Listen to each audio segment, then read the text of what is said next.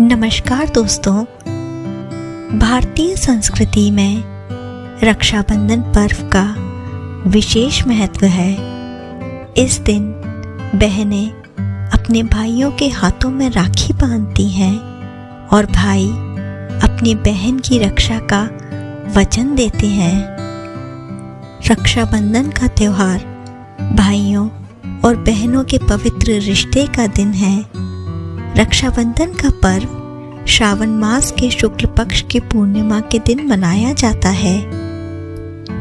धार्मिक ग्रंथों में रक्षाबंधन को लेकर तरह तरह की पौराणिक कथाएं बताई गई हैं। तो आइए जानते हैं कि इस पावन पर्व की शुरुआत कैसे हुई और क्या है इसके पीछे की पौराणिक कथाएं।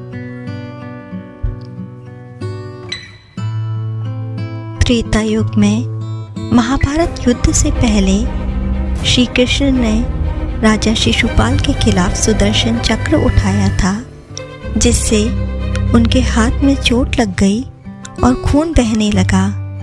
यह देख द्रौपदी ने अपनी साड़ी का एक टुकड़ा फाड़कर उनके हाथ पर बांध दिया और बदले में श्री कृष्ण ने द्रौपदी की रक्षा का वचन दिया।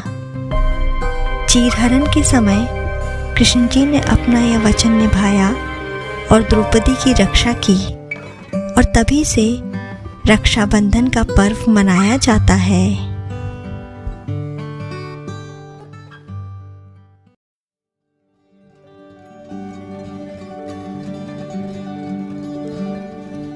एक कथा के अनुसार एक बार असुरों और देवताओं के बीच युद्ध हुआ, जिसमें असुर देवताओं पर भारी पड़ने लगे। युद्ध में असुरों की जीत निश्चित मानी जाने लगी। तब इंद्र की पत्नी इंद्राणी अपने पति देवराज इंद्र के बारे में चिंतित होने लगी, तो उन्होंने पूजा के माध्यम से एक शक्तिशाली सुरक्षात्मक धागा बनाया और उसे देवराज इंद्र की कलाई पर बांध दिया। कहा जाता है कि इसके बाद देवताओं ने युद्ध जीत लिया और उसी दिन से सावन पूर्णिमा के दिन रक्षाबंधन मनाया जाता है। हालांकि यह एकमात्र उदाहरण है जिसमें पत्नी ने अपने पति को राखी बांधी, लेकिन बाद में वैदिक काल में बदलाव आया और यह त्योहार भाई बहन के रिश्ते के त्योहार में बदल गया और रक्षाबंधन के रूप में मनाया जाने लगा।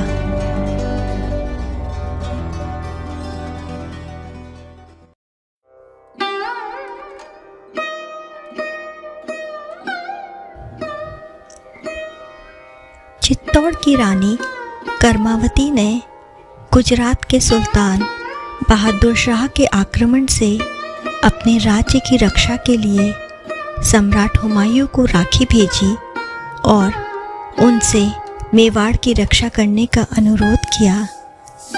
हुमायूं ने भी उनकी राखी स्वीकार की और उन सभी की रक्षा के लिए अपने सैनिकों के साथ चित्तौड़ के लिए रवाना हो गया।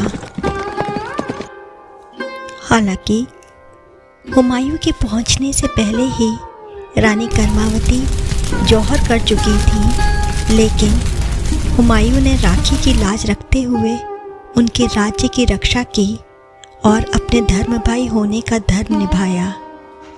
और कहा जाता है कि तभी से भाई बहन के इस पावन पर्व की शुरुआत हुई।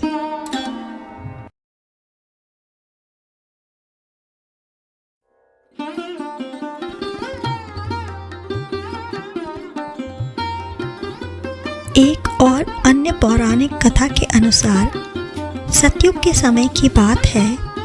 राजा बलि, जो भगवान विष्णु के बहुत बड़े भक्त थे, उन्होंने अपनी शक्ति से पूरी पृथ्वी तथा स्वर्ग को अपने अधीन कर लिया था। जब वह अश्वमेध यज्ञ करने जा रहे थे, तब भगवान विष्णु उनके पास वामन का अवतार लेकर आए और उनसे 3 पग धरती मांगी। राजा बलि दानवीर तथा अपने वचन निभाने वाले राजा थे, इसलिए उन्होंने उस वामन को 3 पग धरती दान में दे दी। तब भगवान विष्णु ने अपना विशाल अवतार लेकर केवल 2 ही पग में संपूर्ण पृथ्वी तथा स्वर्गलोक को नाप दिया और तीसरा पग रखने के लिए कहीं जगह नहीं बची, तो उन्होंने राजा बलि से पूछा कि वे अपना तीसरा पग कहाँ रखें। इस पर राजा बलि ने दानवीरता दिखाते हुए अपना मस्तक आगे कर दिया और कहा कि तीसरा पग यहाँ पर रखें। भगवान विष्णु उनकी इस भक्ति तथा दानवीरता से अत्यधिक प्रसन्न हुए और वरदान मांगने को कहा। इस पर राजा बलि ने उन्हें अपने साथ पाताल लोक में जाकर रहने को कहा ताकि वह उनकी सेवा कर सकें। अपने भक्त के इस आग्रह को भगवान विष्णु ठुकरा न सके और राजा बलि के साथ पाताल लोक में जाकर रहने लगे। उधर जब भगवान विष्णु वापस नहीं आए तो माता लक्ष्मी परेशान हो उठी और जब उन्हें सब घटना का पता पड़ा तो वह एक साधारण महिला का भेष बनाकर पाताल लोक पहुंच गईं तथा राजा बलि से मिली।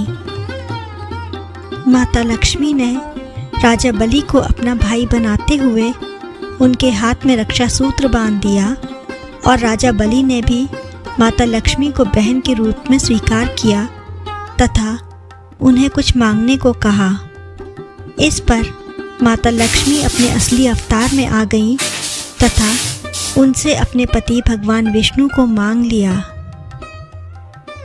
राजा बलि ने अपनी बहन का यह आग्रह स्वीकार किया और इस प्रकार माता लक्ष्मी ने भगवान विष्णु को पुनः प्राप्त किया तथा उन्हें अपने साथ वैकुंठ धाम ले आई। ऐसा माना जाता है कि तभी से भाई बहन का यह पावन पर्व मनाया जाता है। तो यह थी रक्षाबंधन के त्यौहार से जुड़ी हुई कुछ चर्चित पौराणिक कथाएं। रक्षाबंधन एक अद्भुत भारतीय त्यौहार है जो भाइयों और बहनों के बीच मौजूद सुंदर खूबसूरत बंधन का प्रतीक है।